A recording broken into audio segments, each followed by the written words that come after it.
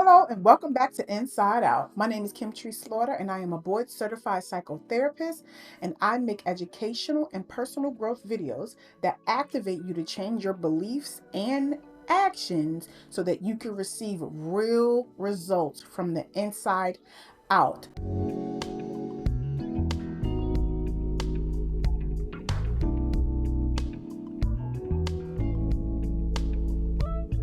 Today, we are talking imposter syndrome. Yes, imposter syndrome. But before we get into the video, please like, share, subscribe, and hit that notification bell. All right, let's get into it. We are talking imposter syndrome today. What is imposter syndrome? So on this channel, I want to say that I like to, although I may know like a deep definition of something, I'm very practical. I love practicality because I can take it, you can take it, and run with it and actually make plans and actually start changing your life with it. So I'm always going to give you practical answers and practical definitions. So the definition of imposter syndrome is feeling like a fraud. You feel like you have not earned your position or your accomplishments. Imposter syndrome is an insecurity. It's a form of an insecurity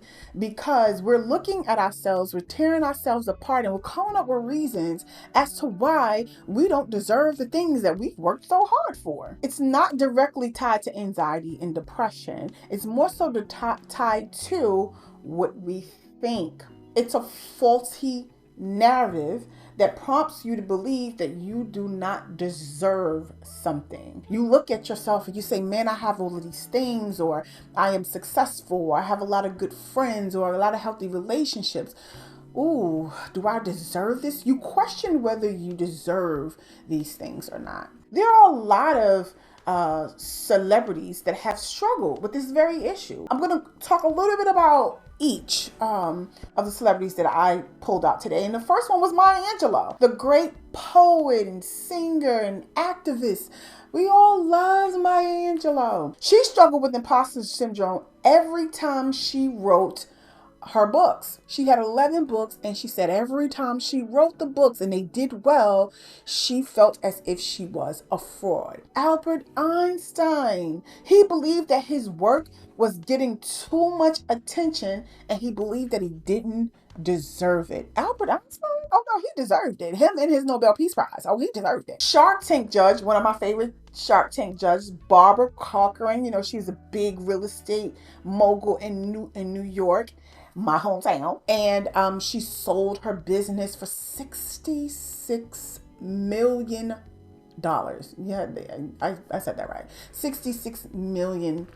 And she said, even when I sold my business, I felt like an absolute fraud. This is a woman that's making million and billion-dollar deals on Shark Tank, and she feels like a fraud. And last but not least, one of our favorite beautiful actresses, Lupita Nyong'o. She said, I go through imposter syndrome with every role. Every role.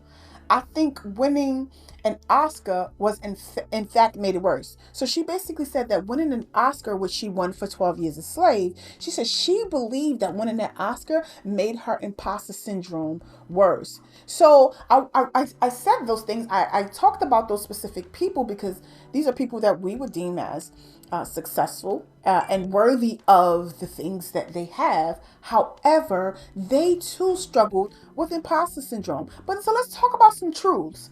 Let's talk about some truths. One, you are not a fraud. Period. You are not a fraud. How could you be? You've worked hard. You've had sleepless nights. You've done the research. You've gone to school. You've worked your way up the ladder. You became competent.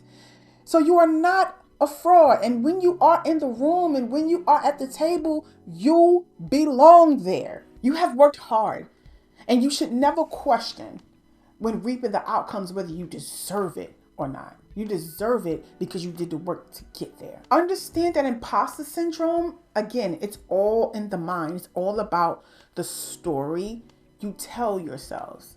The story you tell yourselves. You are not inadequate.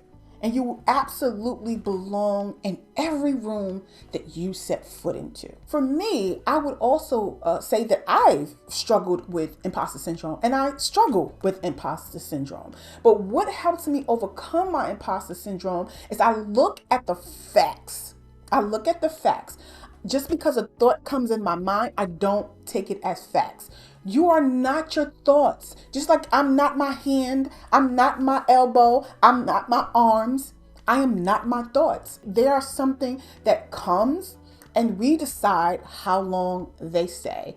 And you know the old saying, never allow a thought to remain in your head without paying rent. How do you overcome imposter syndrome? Here's a couple of tips. First, allow yourself to be vulnerable with your support system.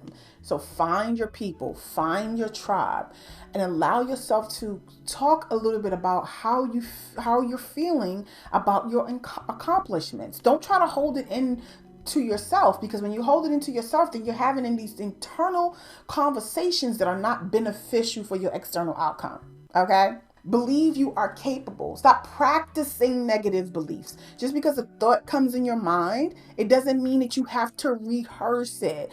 If it comes in, look at it, say, does this benefit me? Do I want to deposit this, or do I want to deny this? Do I want to deny these thoughts access? If they don't benefit you, if they don't add to your life, denied. Number 3, do not expect your confidence to come from other people. Your confidence has to come from within. You have to be confident in yourself. You have to be confident in knowing that you did the work, that you went to school, that you've gone to the workshops and you've researched.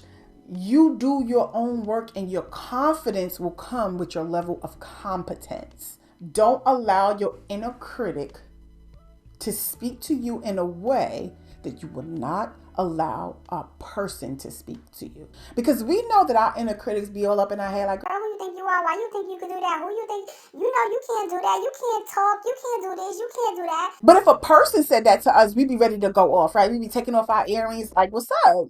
Like, who you talking to like that? So we got to say the same thing to our inner critic. Never allow your inner critic to speak to you in a way that you would not allow another human being to speak to you. Cut them off right away. And last but not least, I want you to practice the narrative. Replace that negative narrative and practice the narrative that I belong exactly where I am. Not only do I belong exactly where I am, I have so many more levels to climb. And every level that I climb, every room that I enter, every table that I sit at, I belong. So I am going to fully show up. I'm going to speak my mind. I'm going to speak loudly and clearly, respectfully, and honestly about how I feel and what I know. And I am going to express my level of competence that is in line with my level of confidence. It is time